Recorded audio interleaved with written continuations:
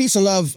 Today, I have two very special guests on Hip Hop Can Save America. I gotta say, I pride myself in like knowing the folks who are doing this kind of work before it gets to like national TV. But this one got past me. So I just want to thank our good friend Andrew Wang, who we'll probably mention again later, who brought your Kelly Clarkson show appearance to our attention. Our next guests were friends for years before they realized they could pair up to change the lives of many kiddos. They're the founders of Spin the Spectrum, a nonprofit in Dallas that teaches the art of DJing to children with neurodivergence. Let's welcome Courtney and Jay, everybody. And so I had to get y'all in here and talk to y'all before y'all got, too famous. Anyway, Spin the Spectrum is the organization doing amazing work in terms of music production, DJing, putting together wonderful classes specifically aimed at uplifting neurodivergent young folks in the Dallas metropolitan area. If you could, my friends, please, I could read your bio, but sometimes it's just cooler to present yourself how you wish to be presented to the world. Introduce yourselves, please. Yes. Oh, me first. Okay. Yeah, ladies first. I am Courtney Willis. I am a speech and language pathologist. I've been an SLP for about 20 years. I specialize in motor speech disorders that are typically secondary to, autism spectrum disorder. And my other area of specialty is, treating communication disorders that are specific to neurodivergent issues and autistic communication issues. So that's really what I do. And, I've been head of scope of practice for the state of Texas.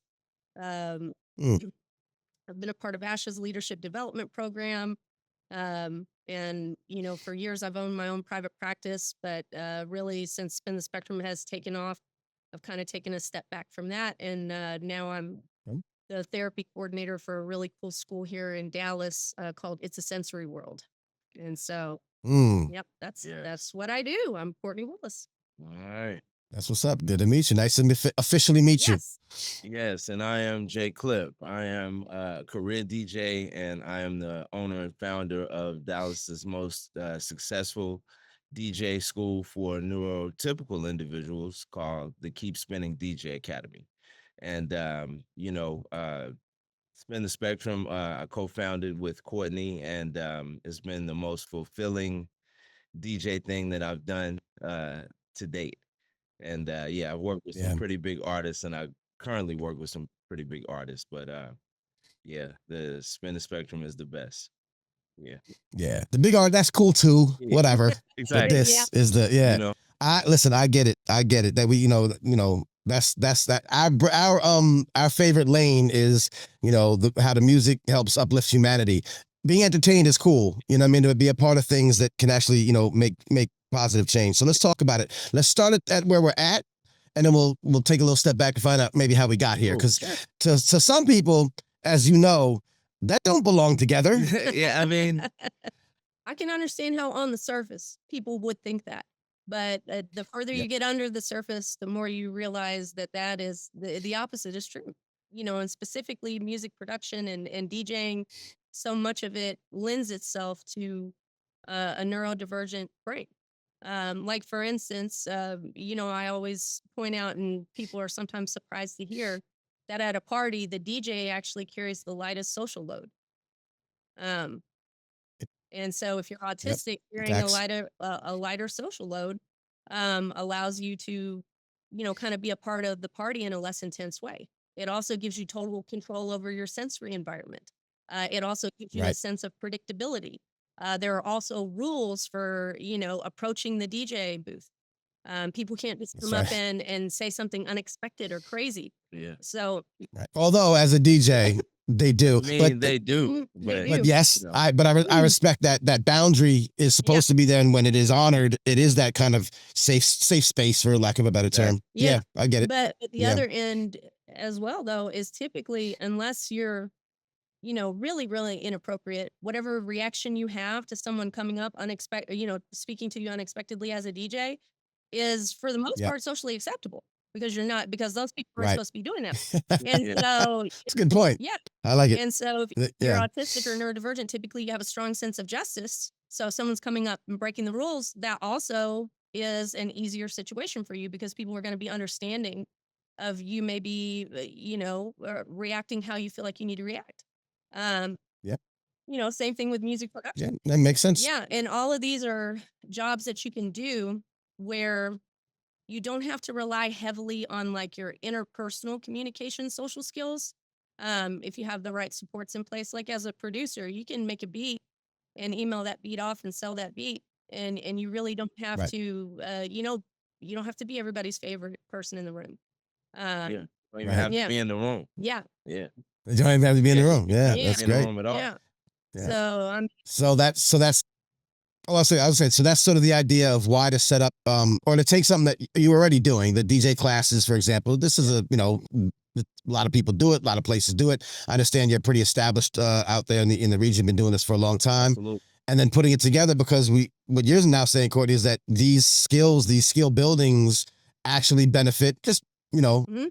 the rest of us, but actually do a much better job at helping neurodivergent kids, for example, because of these qualities that's found in what you do when you're doing that. Yeah, you When can you're doing actually that use kind of it as, DJing skills, yeah, as tools of inclusion. Um, absolutely. yeah. So you're teaching DJ classes Mhm. and music production Yeah. classes now. That's been added on, right? Workshops. Yeah. Somewhat. Group Yep. workshops in both as well. What does that look for someone who's never taken a DJ class? I guess two things. What is it kind of in generally? What does that look like? And then what's different about teaching, this type of population? Well, I can take that. Yeah, yeah. All right. Well, it is it's different yet it's similar. Okay, so because I started out teaching neurotypical individuals, Right. just DJ lessons. I've been DJing since the 90s, so there were no DJ schools. I just learned from DJs Right. around the way, carrying records, the whole nine. So it went from Mhm. there to saying, okay, I'm seeing where it's starting to become a lost art. I'm seeing where it's starting to become less traditional. So let me at least because you're at gigs and people, oh, I want to learn how to DJ, I want to learn how to DJ. So I'm like, okay, well, I'm here in Dallas. Let's see if people really want to learn. So I Right. created traditional lessons, and it took off from there. But fast forward, I'm working with a nonprofit. They say, hey, do you know anyone that wants, we went on a trip to Africa, and they were like, do you know anyone that would be a good fit for this particular trip to go to Nigeria with us, sponsored by the president and first lady of Nigeria, It was for World or Autism. World Autism Month. Mhm. And that was Oh, dope. a locally, a local based nonprofit here in Dallas. And I'm like, okay, well, you know what? I do know someone. So I contacted Courtney. It was a perfect fit. She actually got certified during that trip. And while we were there, we said, okay, well, we're gonna Well, I will say this. So I worked as an SLP for 7 years prior to that. Okay. So, but as an Right. SLP, you get your big official, Yeah. your So C's, like, yeah. your Okay. Right. practice and all that. So I'd gone back to graduate school. So I got my big Yeah. diploma. So don't I Yeah. don't want you Okay. just out here, I wasn't you. Right. blowing like, not Yeah. Right. No. Yeah. well, no, just You already had some letters after your name. You added some more letters after. I got you. Yeah. Got you. I had to get some more left. Yeah. Understood. Yes. So And yeah, so at well, that that's how it goes, doesn't it? said, okay, well, we're gonna figure out how we can put our thing together. Because at that point, I was already teaching DJ lessons with the Keep Spinning DJ Academy, and Right. so fast forward, we put it together, and I can say that with our students, with our Spin the Spectrum students, if you've met one person on the spectrum, then for sure you've only met one person on the spectrum. So just like my neurotypical classes are one-on-one. I used to do group classes, but most people signed up for the individual classes anyway, because everyone learns differently. Interesting. You know what I mean? Right. And I want to Yeah. get a better quality DJ versus just some cookie cutter, just throwing some stuff out Right. there, and everybody do this and everybody hit the sync button and everybody, you know what I mean? Right. Right. So, everything Yep. is tailored towards the individual. So, adapting, that, teaching style to Spin the Spectrum was somewhat, the same, you know what I mean, but different. And I mean, Yeah. I can tell you it's a lot more fulfilling because you never know what you're gonna get. At least with with Yeah. most of my neurotypical students, I kind of, know what I'm gonna get. But that does not apply to my spin the spectrum students because every class Interesting. is different and it's Yeah. unique in its own right and it's fun. So Well, yeah, I mean, and I will say the biggest way that our spin the spectrum classes are different is that we're infusing, the art of DJing with clinical expertise. yes. And so Right. I was going to ask about that. Yeah. had we've had a couple of DJs that, I mean, and clearly, like when they talk to us, when you worked in with this population as long as we have, you can kind of tell who's for real and who's not, as far as, do you really want to do this, or do you want to do this because you want to, feel good about yourself, and you Yeah. saw what was happening with us. And so we've had some guys call up and just say, oh, well, just tell us how to do it. Yeah. Just tell us how to teach autistic neurodivergent students. Yeah. Just Right. and then you ask them what they're tied to the population or to the community is, and oh, well, I don't really have one. Yeah. Right. Yeah. Yeah. I mean, we're talking about parallels between, the work you do and the work of the like hip hop does. And it's like, oh, authenticity. Is that what we're talking about? We Yeah. have to make sure there's some, Absolutely. got you. Absolutely. What, I'm gonna say, go ahead. Well, I was gonna say, really, that's kind of we view that as like, we were talking the other day that's like kind of the ultimate, protection for what we're doing and for our students is that, on the videos and everything, everybody sees Jay's level of expertise and they see everything he does, but they don't see anything that I'm doing. They don't Yeah. see any of the supports Right. that I make. They don't see any of the things that I do Interesting. beforehand.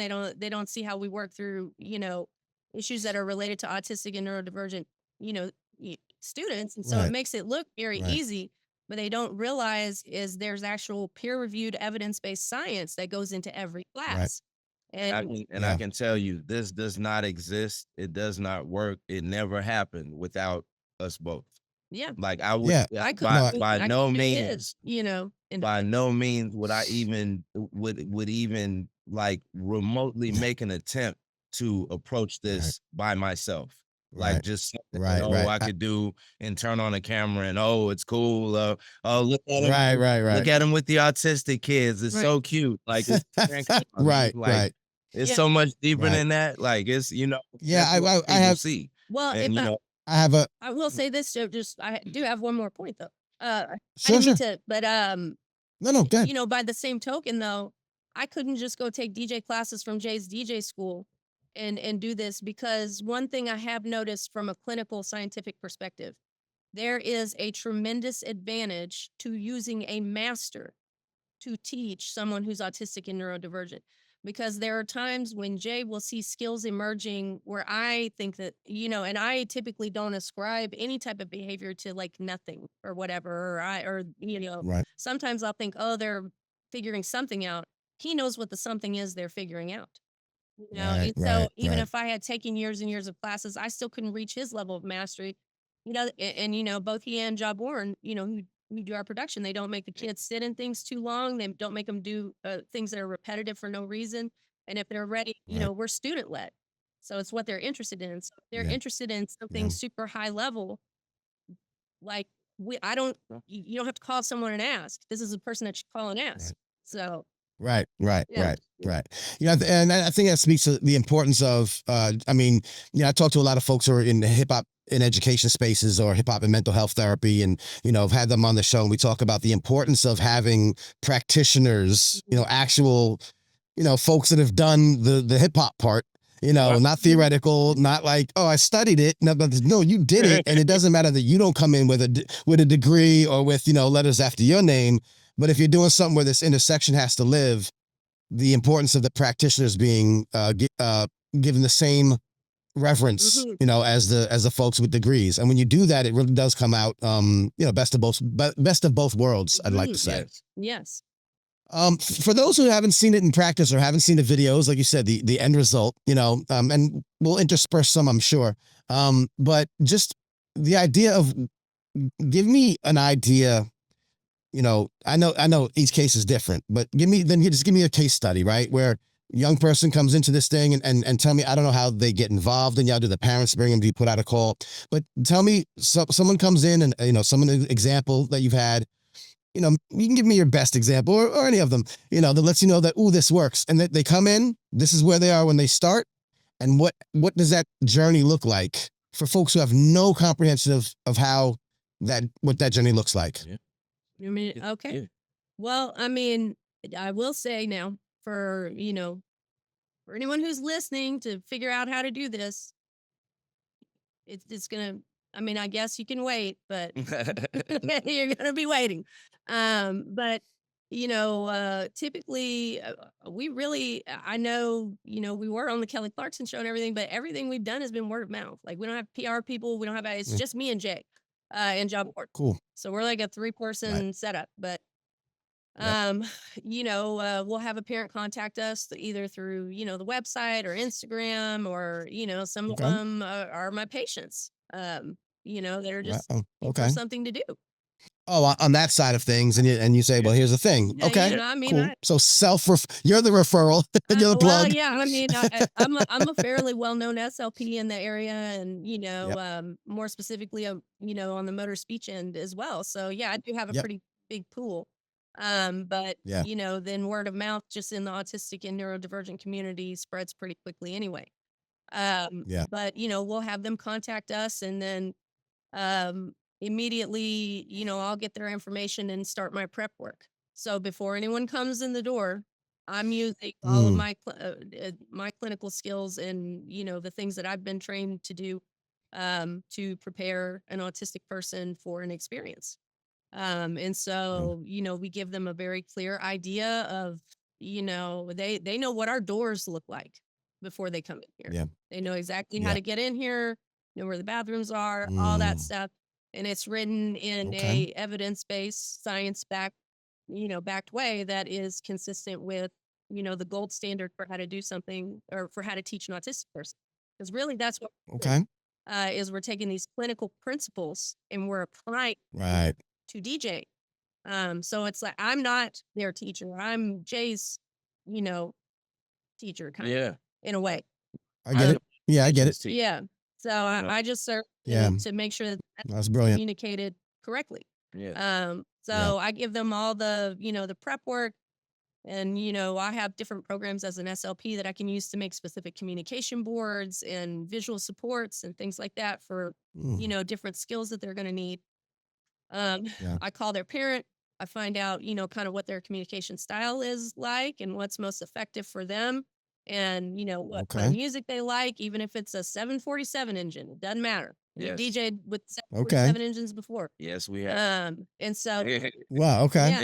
yeah. So, I hear you. I believe it. Yes. and Yes. yeah. That's dope. And so before they, walk through our door, I've probably done anywhere from 2 to 6 hours worth of prep work just for that student, Wow. and Okay. making specific supports for them.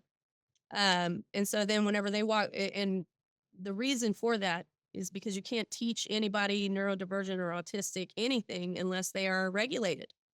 And so giving them all the information up front allows them to stay regulated. There's no X factor. They don't have to feel uncomfortable here. And they also, Okay. anytime an autistic or neurodivergent person walks into a situation, there is some nervousness and fear, if they haven't experienced it before, just like anybody else. But Sure. they're, for a lot of them, they've had bad experiences where they've gone into therapy and, whichever kind of therapy it is, a lot of times behavior therapy and stuff like that, they'll force them to do things that are not comfortable for them. And so we Right. let them know right up, from the get-go that is not the case here. If you walk through the door That's and you dope. decide you want to leave, then you leave. Like, this is for recreation. Right.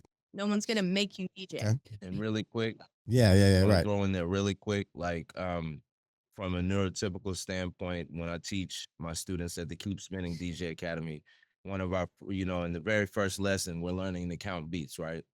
So now, once they get the idea of counting beats and they go out and hear DJs who are basically train wrecking every record, then you know what I mean? Like, okay, like I get it now. Right. So it's like Right. since Some of the zoning to. since I really, immersed myself into this population, this community, the videos that I might have thought were, that, you see on social media, and I not to quote single anybody out, but just certain people who provide services to autistic kids. I'll say that.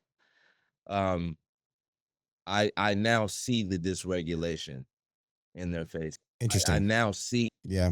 the level of, okay, this kid is on the verge of having a meltdown. Mhm. You know what I mean? And Mm. even if I'm not Interesting. sure, I'll always bounce it right to Courtney, like, hey, is this the right thing or is this not the right? That's interesting. So you know what I mean? Like, Yeah. so it's so much deeper than just what people see. Oh, I yeah. will say that Right. I'll never back down from that. I'll stay on No, that it's because yeah. now it's so much deeper than people see.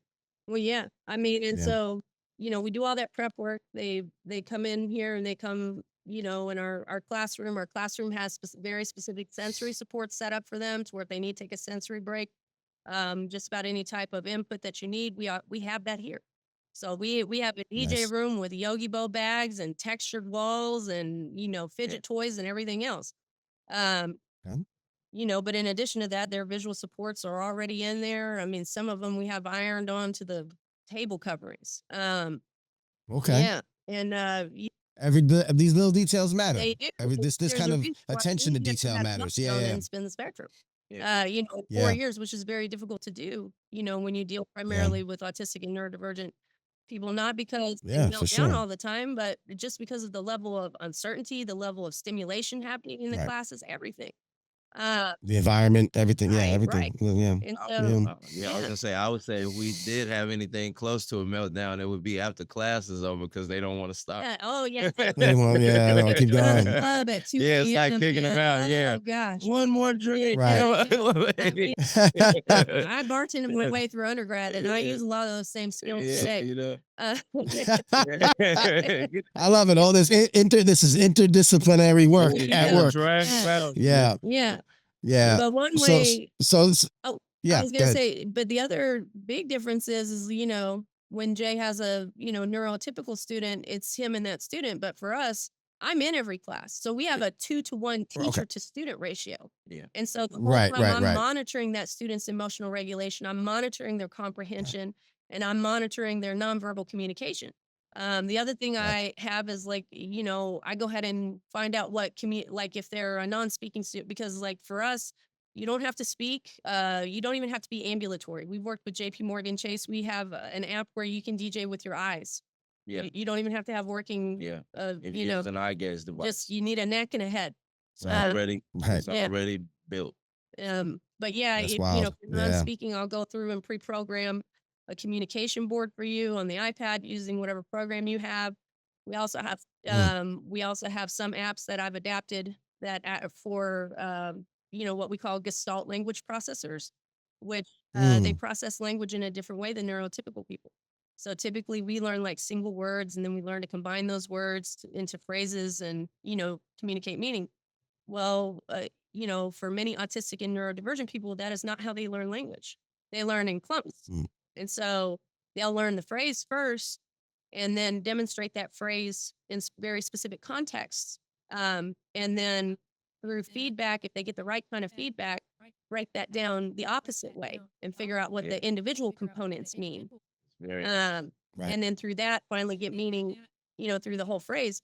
And so reverse engineering it. yeah. Yeah. yes, but you have to understand if someone processes language that way, typically they process a lot of learning that way.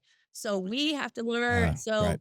that means when you're teaching a DJ skill, you can't just teach, this is the first part of this sequence. You have to be able to show them the entire sequence and then work backwards, Interesting. because Interesting. So that's one of the differences, like you said. Yeah. Yeah. Oh, that's interesting. Yeah. Yeah. And Yeah. so Yeah. we have Did you discover that? Not to cut it, did you discover that going into this? Did you know this going into this, or did you discover it as you started putting I knew this. No. the two of y'all together? We Yeah. know this. So you said, okay, this is how you have to do it if you're gonna do Yeah, it. this is evidence-based practice. Yeah. So yeah, Yeah. I Absolutely. never taught that way until Spin the Spectrum. Right. Everything was Got it. Yeah, it ramping makes up, sense. starting at the bottom. Right. In linear, like linear. Yeah, Yeah. I start from here and go down. You know what I mean? Like, Yeah. That's it. That's really interesting. That's yeah, actually really yeah. fascinating. Because again, as a DJ, I can actually relate to like learning, and a lot of the DJ schools, I know folks who teach DJing. yeah. Same thing. It's startup. But yes, this really fascinating way to look at it, and that's why this is so different than doing it that way, but also important. Again, bring in both sides. Weird analogy, but there's one of my favorite interdisciplinary groups out there is a bluegrass and rap band called Gangsta Grass. Okay, right. Okay, yeah. Okay. Okay, bluegrass and rap. Now, on paper, that could go either way. Right. You know what I mean? Like that's I don't know. Yeah.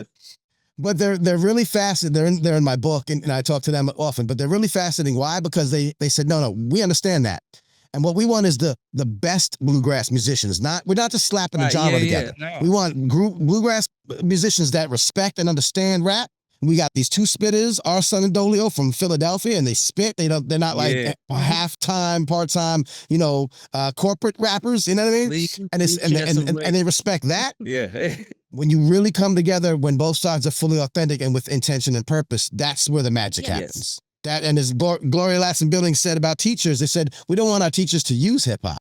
We want our teachers to be hip hop. Yeah. And this is like that real blending, as you know, from doing music. Like when you take these two opposite things, but they fit just right, that's where the magic happens. So I'm just giving props for y'all to have like such an important focus on the high quality of each side of the equation of what you're doing here. I do want to know, like, what does this look like? Like, tell me like a story about someone who came through and what this did to them. There's so many. Yeah. There are I know. of them. I mean, you want to talk about Sam? Yeah. Because Sam was one that I feel like a lot of people would have probably looked at Sam like the first class and been like, I don't know how far we're gonna get with this. I mean, just to be honest, And why? What is the Sam like? So Sam Sam does speak, but Sam also he takes in the world differently as far as his sensory information. So there are days where Sam will really have a trickier time and have to regulate. A lot of that regulating involves, maybe rocking, making some, he'll sing songs to himself to kind of regulate himself. How old is Sam? What now? Sam, How old is Sam? he is, gosh, Sam, I think, 17 now. yeah, 17. Yeah. 17. Okay. Uh, I'm just trying to get a picture. Yeah. I'm trying to get a picture absolutely. of it. Yeah. I mean, but Sam is music all day, every day. I mean, and Sam, I've known him for a very, very long time. Just everything, everything used to be Kids Pop and Disney zombies, all that. But he also listens to, just regular music as well. And so I think a lot of times people talk to Sam and they think he's not paying attention because he's regulating himself when they don't realize it's and so that's where we have to kind of come in and use some of the principles of augmentative and alternative communication therapy, which is there's a methodology called motivate, model, and move out of the way. And so it involves a concept of modeling without expectation. And so basically, like when Sam first came in, we weren't really sure if Sam was even, when Jay would do the transitions and things like that, like a Q slam or something like that. We knew Sam saw it, and like I knew Sam, so I knew he was paying attention. But also, for autistic and neurodivergent people, the motor planning element and the sequencing of, how you move your hands and your body can sometimes be discoordinated. And for Sam, that is that's the case. And so a lot of times autistic people will have to stick in something longer than you anticipate or that longer than you think is necessary. Yeah. You'll be sitting there and you'll be doing it and you'll think, is anything really happening? And even with my patients, I tend to get when there's that whole think horses not zebras, I get unicorns. That's who comes into my practice. Yeah. Yeah. So I get the kids that no one else can make progress with, or that no, they just have never had some positive interactions with communication before, and people will ask what the Yeah. difference, and the difference is I'm willing to fail for longer, and that's really what. In here, we are willing to fail for longer. Yeah. And so for Yeah. Sam, we made video, we did video models. We did I made visual supports. We threw everything out of it. And it was still maybe, I don't know, 3-4 months of us doing that consistently. Sam coming in for classes, and then one day, just perfect Q slam, Yeah. right on So he time, basically, right on the one. dropped it on the one, hit the cue, and Yeah. Yeah. push the fader over at the same time. So Like it was nothing. right, Or- right yeah. on the one. For 4 months, a casual And- observer would have thought he was Mhm. taking nothing in. Exactly, because he Right. would come in and just really want to just listen to Mm-hmm. certain songs of his over and over. Mm-hmm. And Okay. once the song would go off, obviously we're using Serato controllers, so Right. I showed him how to set a cue, and obviously he was Right. able to hit the cue button to start his song over, but That it's was just what we about did. me That was the extent- that was the extent I'm of just it. listening to my He's song. like, he said, I don't want to do anything to the Yeah, song. like, Yeah. I just want to listen to the song. Yeah. he just And then one let the day he dog said, you know what? listen. I'm gonna do something. Yeah. Yeah. Well, I mean, even now, with Sam, we're working on mixing, and Yeah. mixing. So now he's Yeah. mixing. And mixing is taking a long time. But one thing we figured out with Sam, with mixing, is we can't mix music that Sam already knows, because he has an emotional attachment to that song. And so when you mix it with another song, it's like deforming Wow. it. Yeah, Interesting. exactly. Yeah, it's like, yeah. you see Wow. someone fighting your friend, like, you're gonna help. Like, Yeah. yeah, you Yeah. see? Interesting. So Yeah. this is so for everyone out there, Little idiosyncrasies. I love it. please Yeah. don't think we're just showing Yeah. up, making a cute video. Yeah. We're not. Oh, I know there's more to you it than know, that. but I'm I just know. saying, Yeah. for anyone out yeah. there in the world, like, just think this is just Yeah. Yeah. But you have to also know the underlying science. Pamela Wolfberg out of UC San Francisco studied this and found that autistic people can actually have human emotional attachments to inanimate objects. Right. And although Right. music Right. is That are more than just like we love a song. Yes. They like He it's loves like you the say song. an When imprint Sam or loves the song, it's like Yeah. a friend. That's like a Yes. family member. wow. Yes. Yes. So, yeah. different. Wow. That is brilliant. Very Yeah. different. He has a very I love it. connection to that than we do. Now, okay, and so maybe that okay. So how does so I'm going to speak in very layman terms, here, obviously. So when you're mixing his friend and he's into another song, and so his friend's getting beat up, and so right, that attachment that you speak about, that could be seen as a hindrance, right, or as a difficulty or something, or maybe a challenge to get around. Yeah. Thank you. All right, for terminology.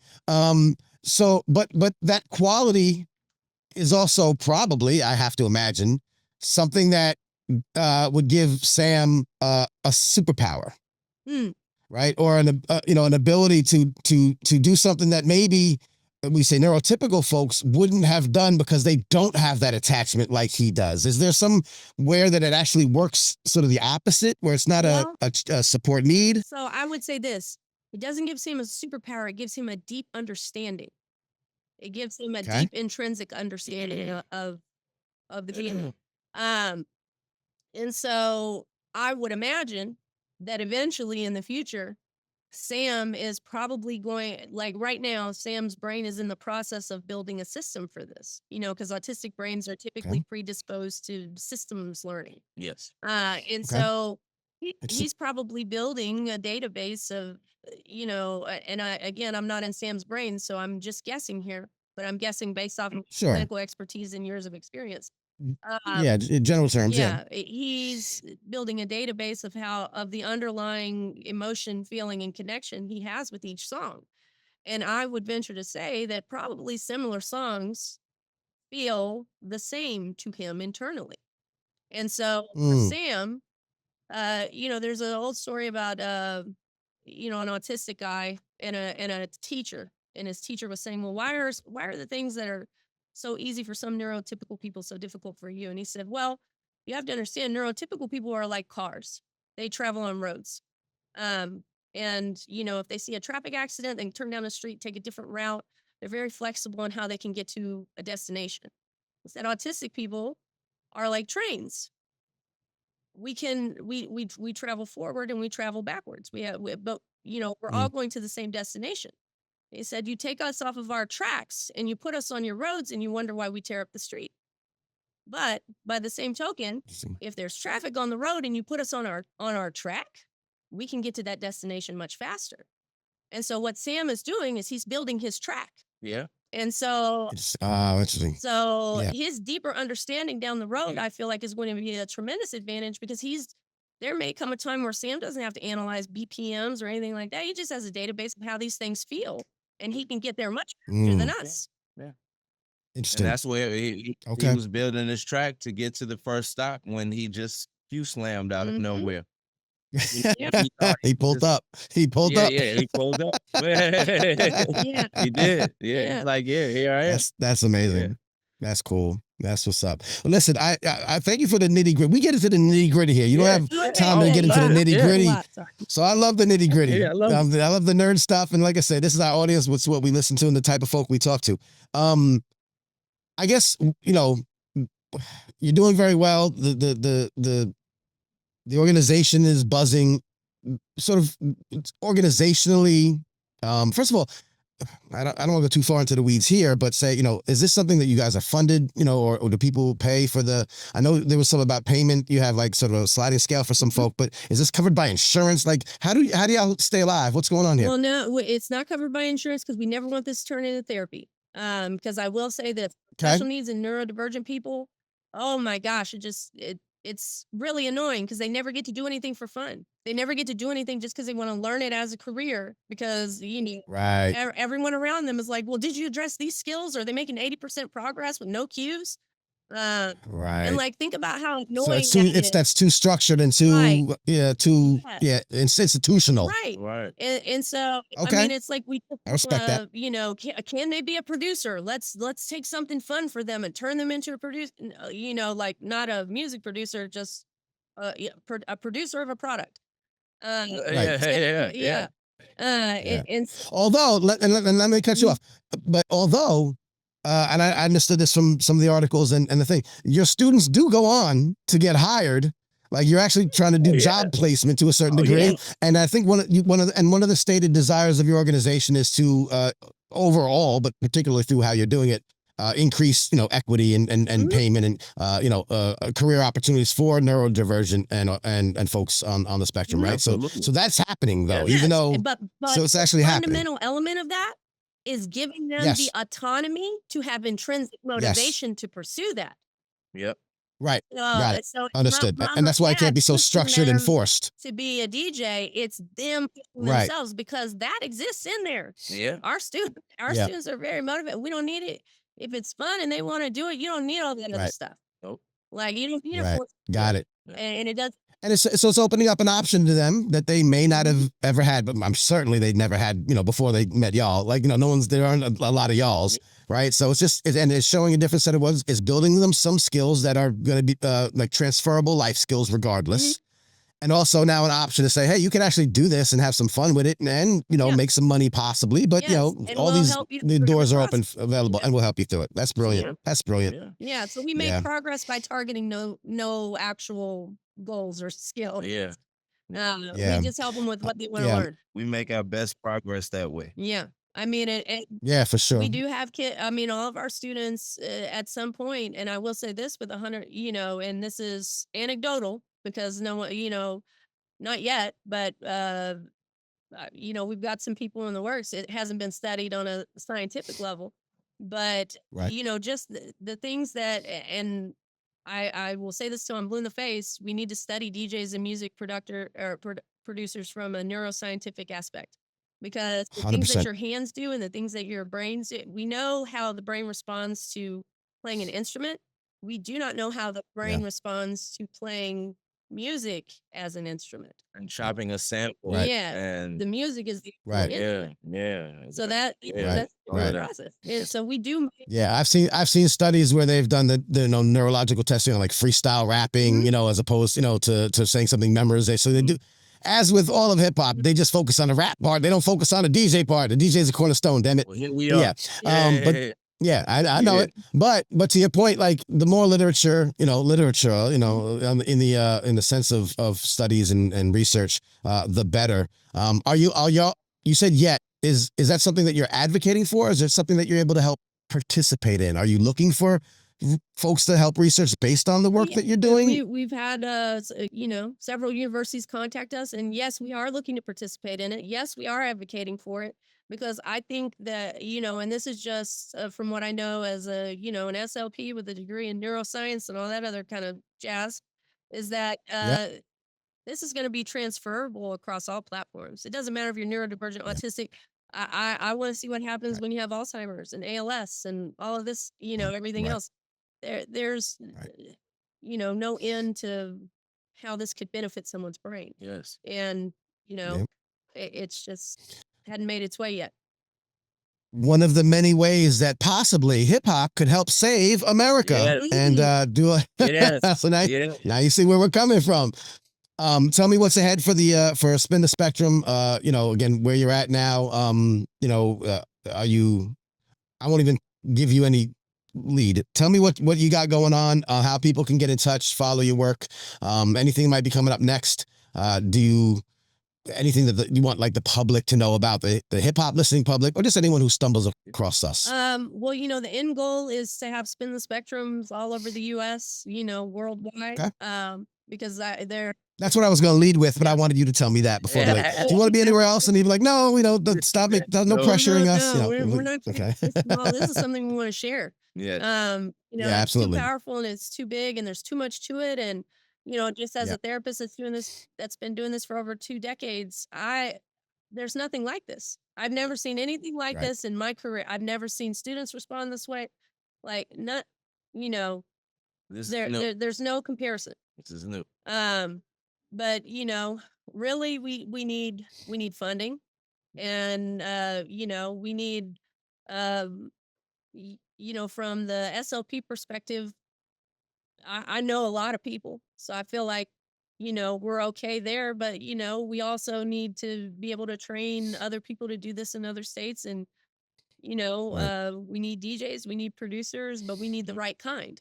Yeah. Because you can't you have to you have to want to do it. You have to get it. It just has to innately be, something that you want to do. I mean, one of the things that benefit us is that we share the same birthday, November 21st.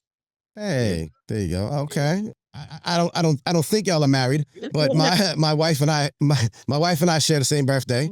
That's great. Yeah, which it was also my dad's birthday. Wow. And it was also her godfather's birthday. So we love people that share birthdays around here. Yeah.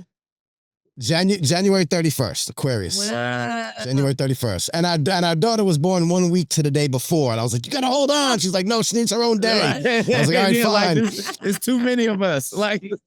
She needs her own something she has, but it's literally 24th. So it's 1 week to the day before. Wow. So it's always the same day, but a week later. So I love that. Yes. Yeah. Okay. Yep. Yeah. Cool. Yeah. That's Yeah. dope. Yeah. Okay. That's cool. Yeah. So it puts y'all in sync. I think it's either you are the worst in sync or you're most in sync when you have the same birthday with somebody and you're doing the same kind of thing. The most. That's I can wonderful. say that. That's Yeah. fantastic. Yeah. I know why. I live with it. I know. That's fantastic work. So again, trying to expand out funding is important. I'm sure this is a weird time. I don't know if you heard about this, but there's a lot of problems with funding these days. Anyway, that's another conversation. But I think putting the word out, hey, listen, I'm doing what I can to make sure we get it out there. We have a lot of folks in the circle that work with universities, and maybe they might see something or hear something on the research tip that can help out. So we'll put them in touch. How do people reach out to y'all? Obviously, spinthespectrum.org. Spinthespectrum.org. Spinthespectrum.org. You can definitely hit us up on all forms of social media at Spin the Spectrum. And, just click the email link on the site. Shoot us an email and you know, we go from there. That's how That's we what's got up. You are definitely Kelly up. Clarkson show. Yeah, Email. just tagged her. Yeah. Hey, listen, and you know, it's respect to her for that. Yes. Obviously, you know, we Yeah, don't she's see enough. Yes. Yeah.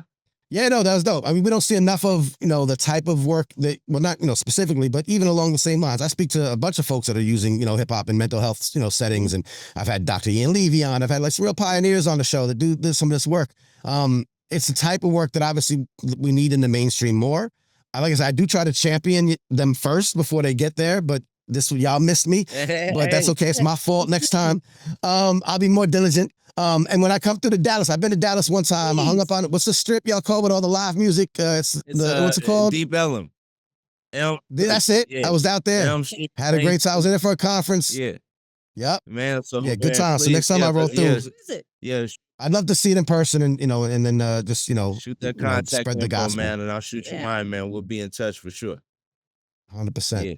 And yeah, let's hit me back anytime. Like I say, you know, we have a lot of folks that are interested in these kind of intersections, either, like I said, as academics, as practitioners, or as just curious folk that know the power of hip hop, you know, reaches way past the entertainment. And when you combine it with, you know, brilliance in other, you know, disciplines and fields, we get brilliant results. And y'all just championing that. And I just want to thank you for your work, for your dedication to it. I know it is hard doing these things because, you know, of things like funding, of having to push back and convince people that this is a thing. You know what I mean? Yeah. Like from both sides, like to get hip hop folk to believe that this is worth doing, to get, you know, folks in the institutions to believe that there's value here. Yeah. But I recognize them, you know, when we're riding with you as long as we can to keep, you know, help us. So anytime you want to get anything out, please give it to me. I have a newsletter. We spread it out to our audiences and we'll just keep pointing people in your direction. Man, thank you so much, man. We sincerely appreciate that, bro. No doubt. Anything else? We covered everything. We're good? I think we're good. All right, keep spinning the spectrum then, and let's keep it rocking. Yes. All right, I appreciate y'all. Thank you very much for your time and for your work. Yes. All right. Peace and love, y'all. It's your man, Manny Faces, welcoming you to another interview. It's interview time at the world's most enlightening hip-hop podcast, live stream, all the things, the media ecosystem. Joining me today is actually a really good friend of the show, a really good friend of the movement, a really big supporter, someone who's been like almost day one in this, you know, newer incarnation of what we've been doing, Mr. Andrew Wang. Andrew, what's up, my man? Everything's good, man. Good. I'm really happy. First of all, I'm glad to hear it, and I'm really happy we're getting this chance to talk. For those who've been in the ecosystem, you've seen Andrew. You know, he participates. He's like I said, just a really great supporter of the movement. Andrew's a teacher, a music teacher.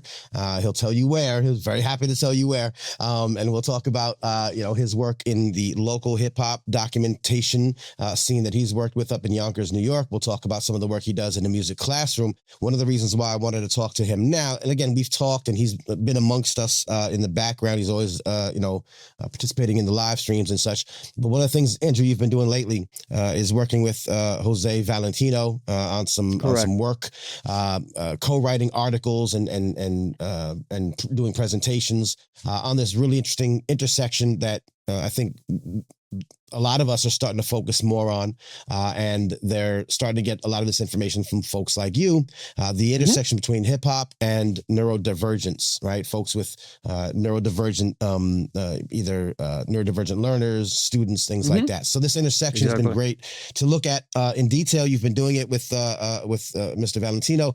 If you could please just present yourself to the world how you'd like to be presented. I could just read your bio and say, yeah, it's my man Andrew. He's cool, you know, da-da-da.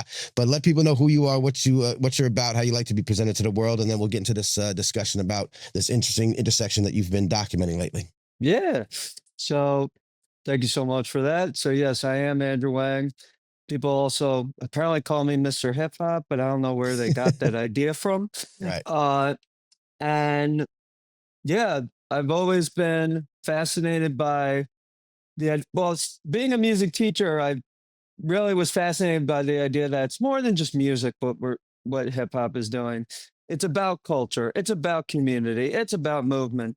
And I can't think of a better way of sharing my story and my experience and ways to express myself than through hip hop. Yeah. And we were talking about Jose. Unfortunately, he couldn't make it today. He's doing incredible things all around. Besides, obviously, research, he does producing, arranging, he composes, he Right. as an ambassador of the US for art and entrepreneurship. So he's got his schedule full. Fair enough. Fair enough. Well, I'm sure you'll represent him well. This is Dr. Jose Valentino Ruiz. Is that correct? Is that his full name? I want to give him his props. Okay. Yes. So tell me about the work that you two have been doing. You've written a couple of articles and Yes. you know, in the national, the NAFME, National Association for Music Educators. Is that right? Music education, but yeah. same Education. thing. So close. And some other like really important outlets talking about the mixture of the intersection of hip hop and neurodivergence and how hip hop's been. Now on this show, as you know, people who are listening to us who are regular listeners know that this is preaching to the choir when you talk about hip hop's role in education and how it's almost, it should be mandatory, like how much hip hop in education. Right. How we talk about hip hop in music education is often overlooked as a serious form of music, you know, in music classes, which you'll get into. Yeah. Shout out to Jared Shield, by the way, with that. Yeah. Indeed. In this very great book called Hip Hop Could Save America, we have a great interview with the late Jared Shield, who spoke about that problem and how we can address that. And again, as a music teacher, I want to know how this incorporates into the classroom. We'll come back to that at the end. Let's start at the now. We'll work a little bit way back about how you got here.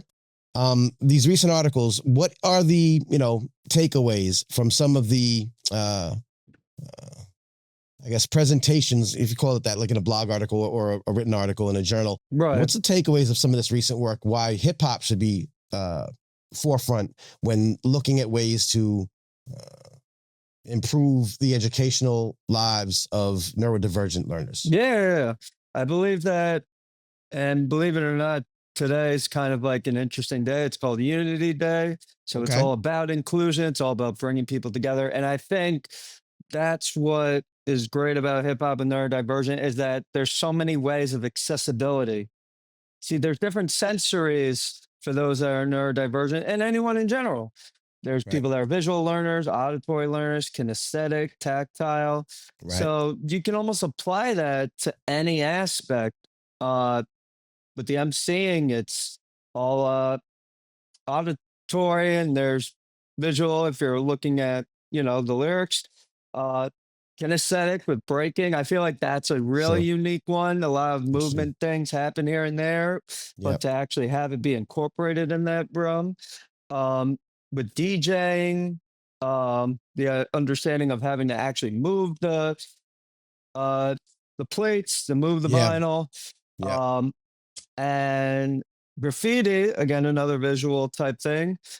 And it's just like the idea of what I was saying before. It's the idea of being able to feel comfortable stepping in, sharing your words, sharing your message. And I feel that it's really important because I feel those in the neurodivergent community don't get their voices heard enough. Or it's the I was gonna say, and of course, hip hop in its core is this outlet for voices that had been traditionally underrepresented, and so in its nature, it's kind of built for this. And what you're saying is like there's certain aspects of the culture, the music, the art forms that are comforting to someone with neurodivergent, issues.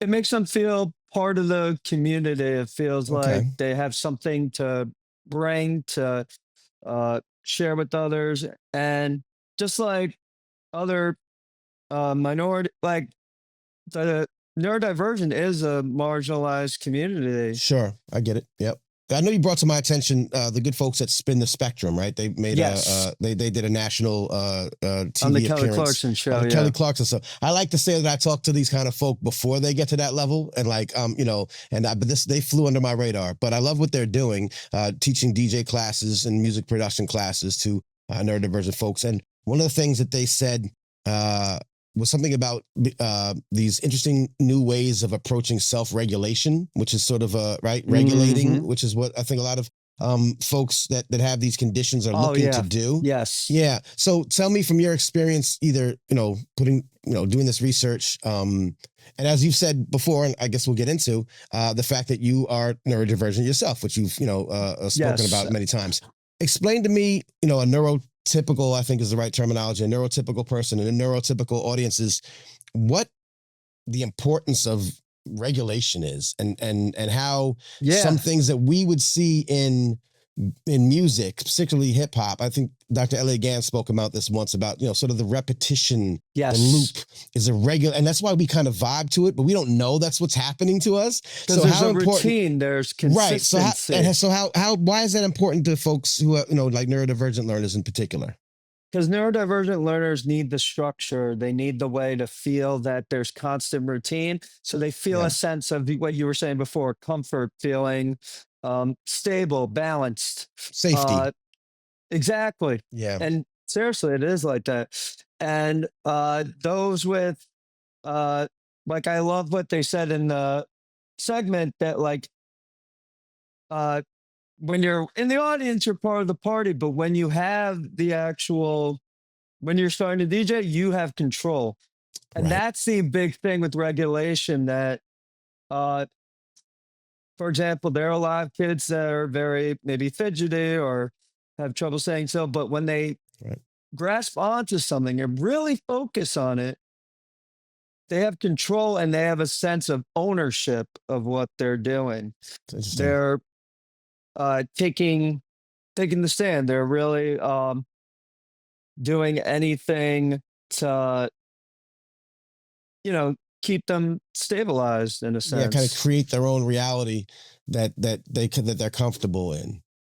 Right, that they feel comfortable in their own It's reality. It's really interesting. Like, I'm, as a music producer, and I've made beats and I worked on drum machines and loops and things, and I'm a DJ, and I'm not diagnosed neurodivergent. I think probably a lot of us going around here might have like small, there might be Quirks. maybe it's or an ADHD thing that was never like really to the Right. point of, it's like we may have like, I know there's levels and there's a whole spectrum, which is why the word's called spectrum. Right. So maybe there's something in me, I don't know what it is, right? But it's never been diagnosed. So I'm not trying to, be like, yeah, I feel this way too. I don't know. But I do know. And I can guarantee that a lot of other people know that that's something that did attract me. Again, now thinking about it, I don't know why, but like when I'm DJing, like, and you get in that zone and you just feel like it's under your control. You're the master of this destiny for this moment. And I remember there was one time that I had a big fight with a girlfriend. This was when I was younger and my mother was still around. I was probably in my teens. Big fight with my girlfriend. I was so mad and so angry. And I was depressed for a couple of days and just kind of, not like clinically depressed, but you feel bummed out for a couple of days. Yeah, sure. And then I remember my mother and my brother were talking and I was upstairs, and for a couple of days I didn't do anything. I didn't make beats. I wasn't playing music. And then my mother said she heard like the thumping of a beat in the background, like through the house. And she was like, oh, she said to my brother, I think he's coming back. And it was like, when I went back to making beats, like it put me in a state of, I don't know, like I just felt better. I just felt like It was like a way of like, it was coping. like a release. It was a way Yeah. to like get back to something that feels like you, that feels like the expression. And I know everyone says music is expressive. Yeah. And it's very much so, though, when you're neurodivergent, the idea that expression could be the key to, learning how to like play an instrument or learning how to DJ. Yeah. It's not even the idea of the music sense. That could change your life. That could change the way you want to project to where you want to go to have that feeling of reinforcement. Because in society, sometimes neurodivergence gets a bad, no pun intended, rap. Yeah. And I think if you really saw them outside of like what your perception or assumptions, Sure. then you see the value that they bring. You see the creativity that they bring. You see Right. what they offer to the world, Yeah. Kind of like And- in and- hip hop. It's the Like in same hip hop, kind and it of- brings out the best in all of us. Again, for me, it makes perfect sense. If it brings out the best in neurotypical people, then you're going to find ways, because it's so adaptable and malleable. We know that we've seen, as you wrote in the articles, you've seen results with kids with ADHD or with dyslexia. Dyslexia. using the ideas that work for all of us, but like the cipher, like you said, the self-regulating, being able to do the Even different like types of learning. even the phonemes, even the idea with dyslexic learners trying to get through reading Yeah. phrases and fluency through lyricism brings out that flow and the wordplay type thing. So Wow. Yeah. So all elements have like it's funny because all of the different elements have something different to offer, so that it really can appeal to not any, but all the different aspects of what a right. neurodivergent learner might be going through. It's brilliant. What And I, let, I kind of reflected on like I was kind of like that with the I was idea gonna of, say, tell me yeah, tell me about your like I said, you've talked about it, you've stated it, your neurodivergence, and then how hip hop found its way to you, or how you found your way to hip hop, yeah, and where your your breakthrough was at. absolutely. So I'll be on, yes, I am on the spectrum, at a level 1. I am neurodivergent. I had an IEP in elementary school.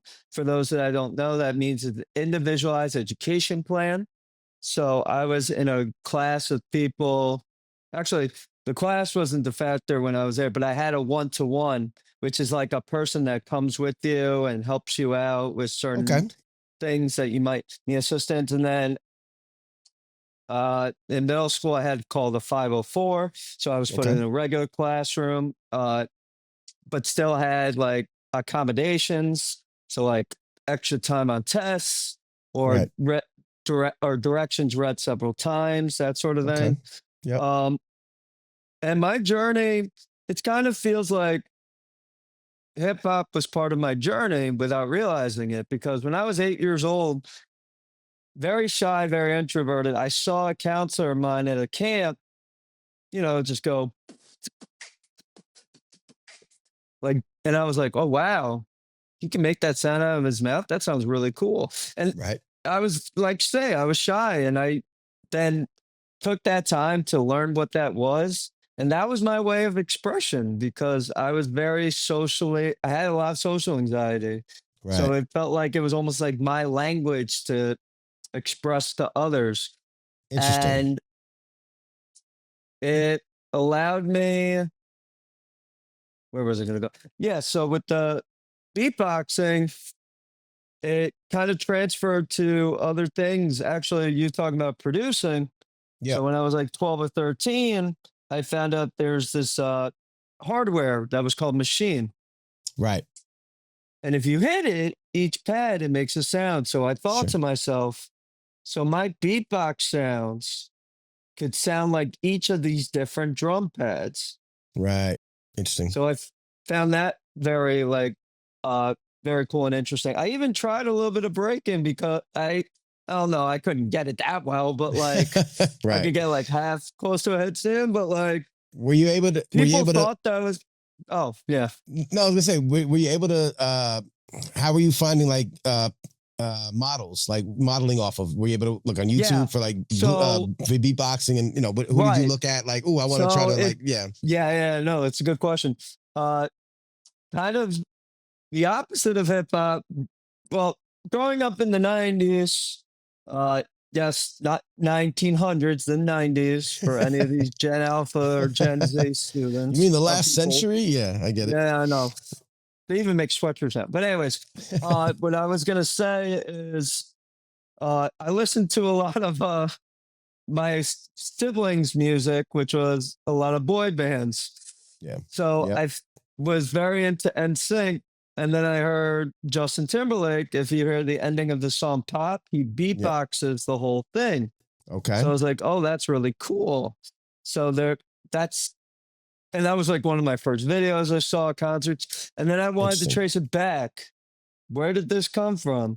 Okay. So there was like Dougie Fresh, Biz Markie, Bumpy the Fat Boys. That's right. I think it Star B, or I forget. Uh, can't remember the name exactly, but it was cool to see that like they were just doing it to have some fun, to be with some friends, and in a sense, that was like how I was doing it. Growing Yeah. up in Scarsdale, New York, which is, let's just say, very Caucasian, Right. very We large. could say that. Yes. Yeah, we could say that. Yeah.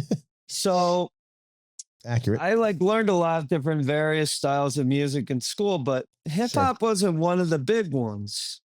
Okay. So I felt like it was almost secretive that I was with my friends and I was beatboxing while they freestyled, sort of thing. Right. Nice. Right.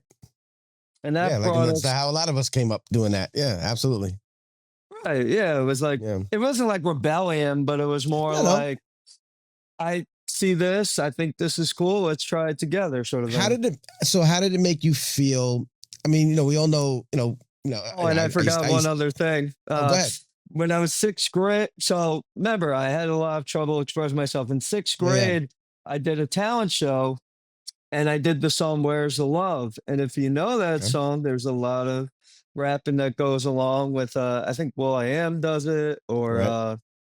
the other guy, I can't remember his name right now. No one can. It's fine. Yep. Okay. Sorry, I don't either. And but- I know these things. But I it don't was know a his way name. that like people saw me for the first time, seeing that like I had something to offer. Interesting. And again, that was just like another element in the sense of the MC. So like Yeah. I feel like hip hop has been traveling through my life and it didn't hit to me until I started thinking about it from a neurodivergent perspective. Like, oh Yeah. wow, that really was a lot of what I went through. That's interesting. Yeah, I get it. But you did then pursue music because you went to Miami, right? You went to Yes. Miami. Yeah. So what kind of led there you was to actually that? an interesting story to that because I was going to go to musical theater. Okay. And the reason I decided not to was because of, in a sense, the fact that I just had so many teachers and people that really supported me and encouraged me. I was like, I Yeah. want to do that same type of thing for others Interesting. that were in a similar situation as I Little was pay in. it, little pay it forward action. Right. Yeah. So that's when it was like my junior year and I had to decide one or the other. So then I switched over to music education. Interesting. And I'm glad I made that decision. And it was, yeah, so I went to the University of Miami. I studied music ed with vocal jazz. Now, the thing that connected with vocal jazz, maybe with hip hop, was the idea of like, I always think of scat singing like freestyling. Fair. Yeah, absolutely. And the idea of like communicating with others around you, just like you communicate when And improvisational jazz, very much like a freestyle, like Right. freestyle musicians. Yeah, of course. Yeah, absolutely makes sense. Yep. so Now, okay, let me ask you a question. Hold on. Now I'm thinking again like a layman, but you're like beatboxing, loops, regulation, keeps me safe, keeps me feeling good. Jazz, can have none could of be that. It could sporadic, be yeah. pure chaos. Does that affect you in a different way? Does that affect other types of neurodivergent learners in a different kind of way? can because of the idea that it's all mishmash together and it's not consistent. Yeah. So they may feel this sense of unorganization. Because that was Right. another thing, actually. I don't think I've ever revealed till now that I had executive functioning issues. So Okay, that explain was to me what that means. That's like organizing things. Like Okay. it could be physical things, it could be your thoughts, it could be. Okay. I just had a lot of impulsivity. Hmm. So I can understand where that could be impulsivity could be a pro, especially if you're just trying to come up with improvisation. Sure. But the Okay. functioning executive wise could be Right. tricky when Got it it. comes to like, oh, they're doing these changes, but then wait a minute, now they're adding in a random altered chord or whatever. And it's like, Right, wait, right. I didn't think that was going to happen. Doesn't feel right. Interesting. It feels Okay. unsettling. And in fact, Right. another thing is I have perfect pitch. Okay. So that's I saw- another I way saw of that feeling movie. unsettling. I saw that movie. Oh, not pitch perfect. Go on. I'm joking. Um, And that's okay. And then you said that's And that was like, if things don't go the same exact way, it felt Yeah. unsettling. right. Unsettling. I think it's a great word that makes it, that really kind of translates it well. But vocal jazz styling, you were able to kind of get with. I think I was through, funny enough, beatboxing, because beatboxing is a lot of improvisational. Sure. And I also played drum set after I beatbox. So like, I Interesting. just was thinking about like, well, a lot of improvisational scat is imitating instruments, Right. kind of like beatboxing is imitating a drum. So I Interesting. kind of took that same concept or framework to then apply it to the vocal side with like imitating a horn or something like that. Interesting. Okay. So, and I'm speaking for you, so you correct me if I'm wrong, and this may be just your experience, but in a way, it sounds like what you're saying to me is, beatboxing gave you sort of this, level of, I can perform, I can do a thing, it's safe, it's, it's I control it, I I'm have looping control it, it, yes. I have control, right? I'm looping it, so it's very stable. I can do the same loop Right. 1,000 times if I want, but then maybe I can switch it up if I want. That's cool. I'm in control, so it doesn't feel scary, right? Then you start saying, well, now I can kind of mimic the drum sounds. And so I can kind of, work with it a little bit. Now I'm stepping up. So it's like stepping stones, so that when you were able to do vocal It's jazz. scaffolding. Yeah, it was right, building. scaffolding. That's right. So the term, right. And you're doing that. And so that when you do get to vocal jazz, now if you had gone straight to vocal jazz, you might have been like, nah, this is too much. It's too all over the place. Right. But you've built this foundation, which started with, with beatboxing, and something that obviously you didn't need any equipment to do, and you could do it privacy of your own home. You could do quietly until you got Right. comfortable at it. That's a brilliant, like you say, that's a brilliant scaffold. It's a brilliant stepping into, the next level and opening up, conquering fears and all that stuff. Does that sound right? Like that and path? it kind of like helped me to feel that excellence, that building stone into my academia, into my studies, into Confidence feeling building, just that overall. right. Yeah. And it made me see that, like, it made me feel I could persevere through any challenges that I was encountering. That's brilliant. That's brilliant. So, okay, you went to school, you did all the music thing. I don't want this is your Sure. life. So we'll fast forward a little bit.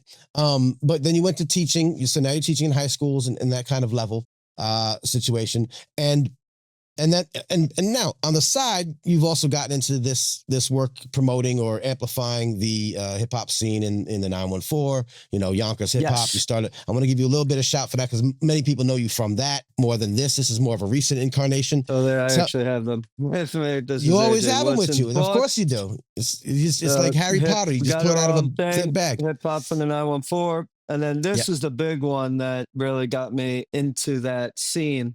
Yeah. How did you get into this? Of course, shouts to our man, AJ Rock, AJ Woodson, your man, Jerome Enders. How did you get connected to the local hip hop scene in Yonkers, where you were teaching and just living and chilling? And then why did you want to kind of help amplify their lineage, their beautiful history? Yeah. So it started off like, I think it was February of the 50th. So the 50th was just starting. The Grammys did their big tribute. Right. And shout out to another person, Harold McCoy, who does stuff in the entertainment stuff as well. And he is a push-in teacher at this school. I'll shout him out, School 23 in Yonkers. And he saw me and he was like, it was like one of those things where he saw me. He's like, do you like hip hop? I'm like, yeah. Okay. Do you know who Locks, Mary J. Blige, DMX are? I'm like, yeah. And he's like, do you know Bill Blasses? I'm like, who? And then he said, we have this book. So I went to one of the first talks. I think I actually have the date, March 30th, because I still have Jerome's signature when I first met him about it. Okay. And I realized that what they were doing for the 50th was a workshop series showing different people with the different elements, giving like a little masterclass lecture type thing. And I found it to be really interesting. And what I found to be interesting was when I was first there, okay, maybe my first time I was a little nervous. I didn't know much about this culture, what's going on. Right. And then it just felt inviting and welcoming. And that really resonated with me. More than the elements, more than the achievements. It was like the people there were like, hey, what's up, man? Oh, it's your first time, blah, blah, blah. It's like, people, well, you're in the South, it's like Southern hospitality in a sense, Right. Yeah, absolutely. So welcome in, they say when you walk in the store. right, exactly. Welcome in. Yeah. And it made me curious to know, because not only did I follow what Yonkers was doing, I was like, oh, it's the 50th, Right. and we're in New York. So I went to all the different places. I was at Queen's Summit for Ralph McDaniels. I went to the Brooklyn Library when Jay-Z's exhibit was there. I went to the Bronx. You know, I wanted to make myself more open to then just one area to see what this really is all about, how it's really put together. And Yeah. I just met people, because another thing I struggled with neurodivergent was with repetition. And I'll say this here is that I was ruminating a lot, Mm. ruminating about my past, ruminating about where I could have been. And I met people through hip hop that didn't see the glass half empty, but Right. saw the glass half full, and had this sense of positivity, this sense of supporting one another. Um, and I never felt that way in other aspects. Not saying Interesting. that I didn't have people on my side or people that were in my corner. Right. It just felt like no one was, well, I know there are aspects where people could be selfish and this and that, but from what Sure. I've seen, it was Um, not for me, it was for them. And that was Yeah. like, even like with education, it's like I'm teaching with them, I'm teaching for them. It's not for Right. me. Right. It And seems like so you had that, you had mentors, you had people that, would look out for you, but not a community feeling. right. Right. So I And felt hip hop that, started looking like a like this is a really interesting, inclusive community that you didn't previously kind of really encounter right. out And I felt like it was in what, the non-hip hop world. right.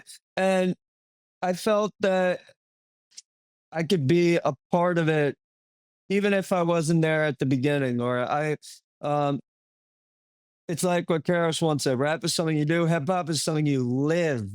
Yep. And I felt like I was really living it. And I felt that anyone could, so like, I didn't come from the Bronx. I did come from upper class. I came from Yep.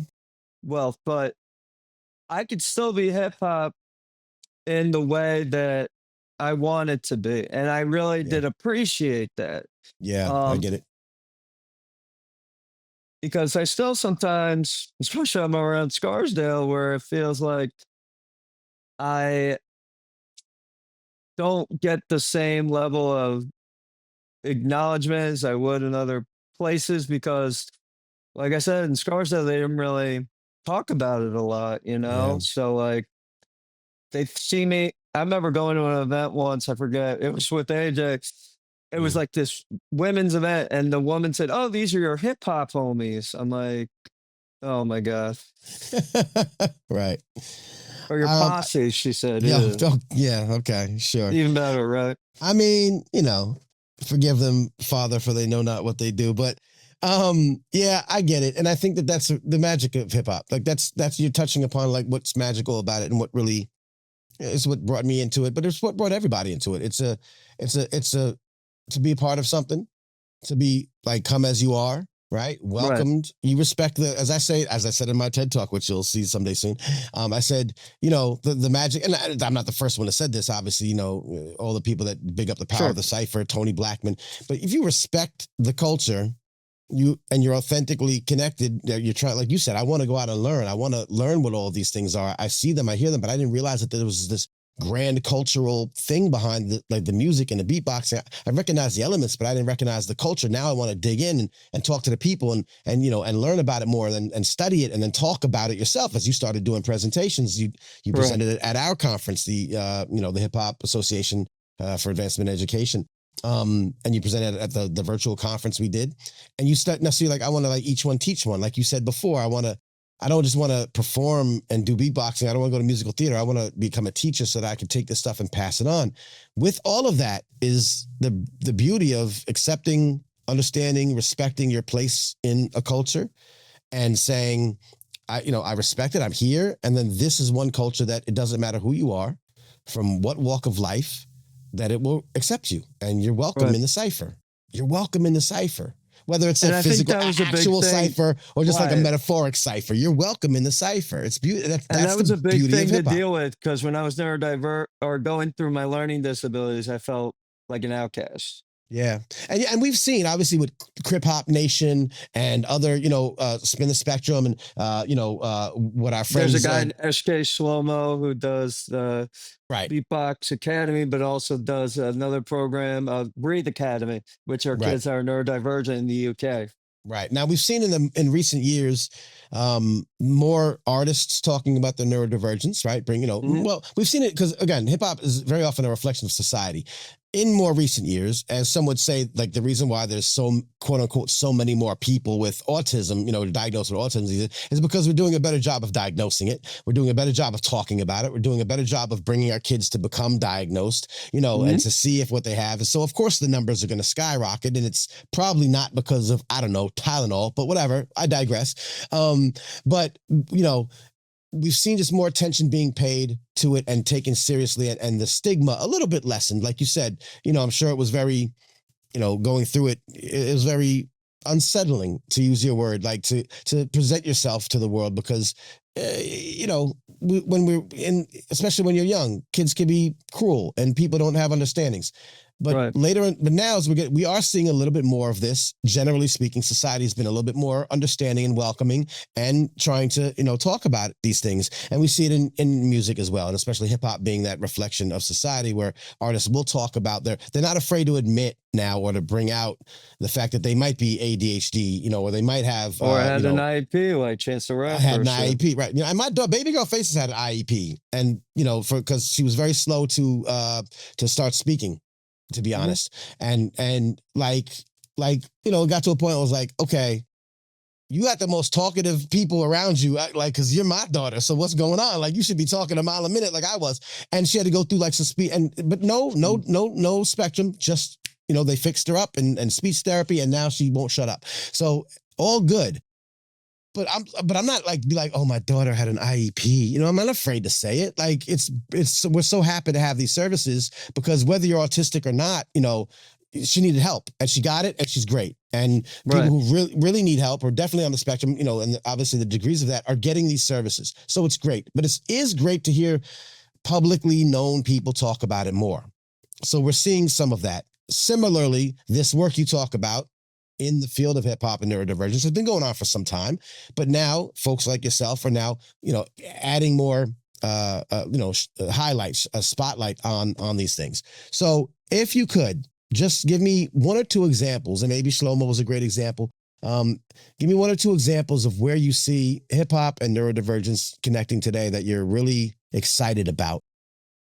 Whether it's something that someone else is doing, or something that you covered in the articles, or something that you're doing maybe in your classroom because you do teach, in Right. a school now, and I'm sure you're bringing some of these concepts into the Well, it's classroom. funny that you said that. We just had our meeting today for lunch clubs, and at first, kind of like what you said with Jared and Jared Shields' book, or what he said, I don't have all my instruments yet.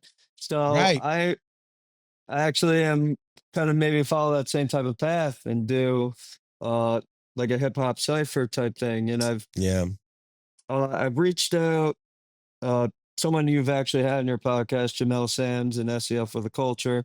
And we're Yep. working together right now and trying to see how to connect her curriculum to neurodivergent individuals. Brilliant. Um, So that's something you're excited. So SEL specifically, because obviously she does it very social and I emotional mean, and learning. the school already does it with restorative practice. I should explain. So Yeah, please. the school, yes. Yeah. I'm Yeah. working at a place called Greenberg Graham Union Free School District, which is in Westchester. However, anyone in the New York area uh, is more than welcome to be in it. Well, I should Right. say it differently. They get the services they need that they didn't get from other districts that they were a part of. Okay. The population of the school students is it a specialized school? Yes, it's a specialized public school Yeah. where all the students have an IEP, Okay. and they are students that range from highly functioning to I teach students that are nonverbal on the autism spectrum. Right. And this is the first time actually they've had music in 5 years. Really? So yes. Wow. Okay. Uh, I mean, I gotta tell you this. I mean, because I know you personally, and I know a lot of people, who might be watching or listening, know you because you've, Mhm. like I said, been in the ecosystem. I can't think of a better person like to have that role and to reintroduce that into this school with students with those, you know, challenges, you know, just keep it real. Yeah. Then someone like you who's gone through the same challenges, is musically inclined, has this other, you know, kind of hip hop, Mhm. you know, way of thinking, to then be the one to reintroduce music for the first time in 5 years. Come on, man. That's got to feel good. No, it's beautiful. I mean, funny enough, you like sounded like my principal just now. He literally Well, I'm said, glad. Well, shouts to your but principal for it's not, recognizing but it. Yeah. it's that's and not only for me, it's just nice to be valued. And actually, the thing that I'm excited about is that it's getting attention. Yeah. That Okay. when I was growing up, it didn't get that attention. Right. I was lucky to be in the system where I was, where it did, but there were a lot of kids that didn't. Like you said, an affluent school district, you know, it's not happening in the poor school districts. You know, it's not happening in the communities of color where they're getting, and especially now with funding and everything happening at the federal level trickling down, Right. these things are even more endangered than ever. Right. And Yeah. it's not just the services there, but it's the kids and the idea that they need these supports. Yeah. I can't imagine where I would be if this happened to me, you know? Yeah. Um, It's dope that you're so advocating for it on this level. It's dope that you've found hip hop, and because you would have done a great job advocating for it, and you would have found your way, I'm sure, and you would have been a great advocate for music. Because music, it's also look, just nice to have a platform. I always yeah, felt like I always wanted that. I always loved advocating, but I never yeah, found the way I could do it that felt authentic. yeah, And this just felt authentic. And that's what's so beautiful about some of the stuff I've seen, whether on social media or whether through, I mean, look, NAFME's doing a symposium on neurodiversity and poverty. yeah, First time ever. I'm just so happy to see that, like, yeah. not only is this impacting me, but it's going to help out a lot of other people as well. Yeah, no, it's great to have your voice a part of it. I know how passionate you are, you know, about all of this stuff. You know, again, the work you've done with Hip Hop Yonkers to even, you know, you've called so much attention to, you know, from Long Island, we've had these talks where, you know, these pockets around New York City were so instrumental to the, you know, the birth and the The growth of hip movement, hop. yeah. Yeah, and it's great to see like someone, you know, obviously shouts to AJ and Jerome, although, you know, showing love to their respective neighborhoods, and, you know, and locales growing up. But all the, you know, advocates are welcome. You've always been a great supporter of the show. You big us up, and you big me up personally, and I appreciate that. And I think it's very valuable that your voice is now where you found yourself in this intersection, you know, neurodivergence and hip hop, which again, you know, people are doing, but the more attention, you know, they can get is just going to be invaluable. And so thanks to you and again, Jose Valentino Ruiz, who's you know, putting together these great articles to these like real important, as you explained to me, you know, offline, like these big organizations, these national educator platforms that you're getting to have your voice in it, and your voice is very Not only authentic. that, but they recognize it and Yeah, see that it matters. yeah, yeah, dope, man. It definitely does. And again, I just wanted to get you on here and talk a little bit about it, Yeah, give you the absolutely. platform you've always deserved. You know, messing with us, you know, we mess with you back. So that being said, let's land this plane. You've talked about, you know, your work, you know, putting these articles together, doing this research. You've talked about your, you know, hip hop in the 914, your Yonkers hip hop. You know, it's a great Facebook community that people can look into if they're from or want to learn about Yonkers as well. You're talking about doing this work on the Well, ground. Westchester, but yeah. Fair. You know, yes, true. And then, of course, you're doing it day to day. You're doing it in this school, you know, bringing back music to this school that, I mean, and of course, music. I was going to say And earlier, music actually connects to the school because I mean, Hamilton, Eliza uh-huh. Hamilton started an orphanage there. So Lin-Manuel has like been at the school apparently a couple That's times. right. You told me it's like sort of it has some heritage to connect to the Hamilton thing. Yep. But I was gonna say that, like, obviously music itself can help, and this isn't unique to hip hop. Like, I like to, you know, say that Yeah, everything music's hip hop, healing.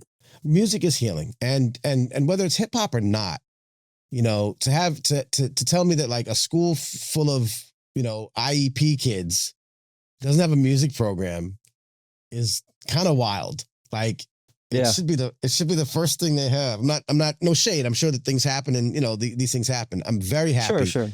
to hear that has been rectified. And again, like I said, I can think of no better person like yourself. So I invite other music educators to follow you and check out your work.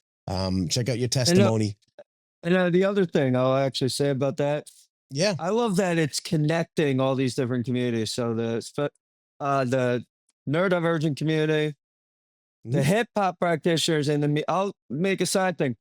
Yeah. Music educators and hip hop practitioners should be like this. They should be Yes. working together. And Amen. believe it or not, it's less often than you would think. So this is also another way that I've gotten. I mean, I'll shout out Dr. Raphael Travis. I had a friend that worked at I forget which one, not Texas Tech. It was Texas State. Say it right. And she's in the music department. She brought Raphael Travis to talk to the freshmen. You know, Yeah. those are things Yeah. that I feel is beautiful, that it's connecting all Yep. these other communities that wouldn't have, known what one another's doing. Yeah. And listen, you are no small part of that, sir, because a lot of people know a lot of other people because of you, because you like to get in everybody's mix and, and be the connector as well. So we appreciate you.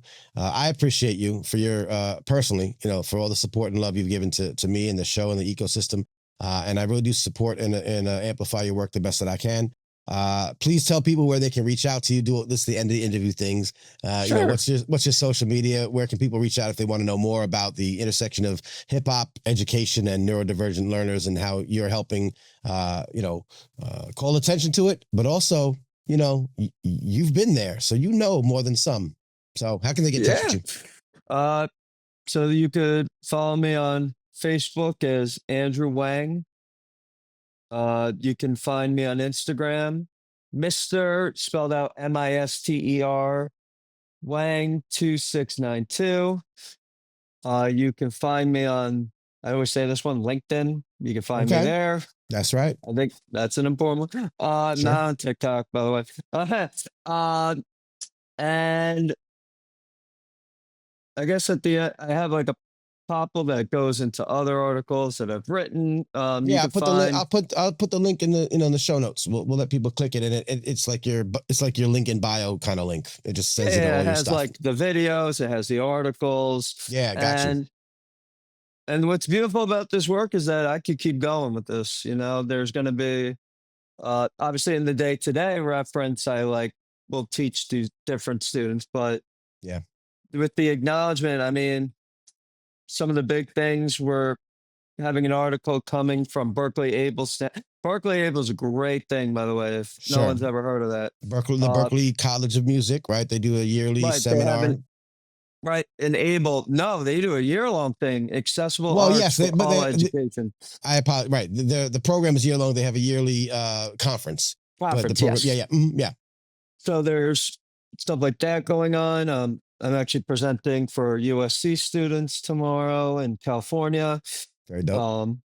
It's just cool to see that this could keep growing, and excited to see where this takes me. Maybe it'll take me to my own TED Talk. I don't know. We'll see. Listen, you get a TED Talk, and you get a TED Talk, and Yeah, exactly. I would highly suggest you start thinking about that.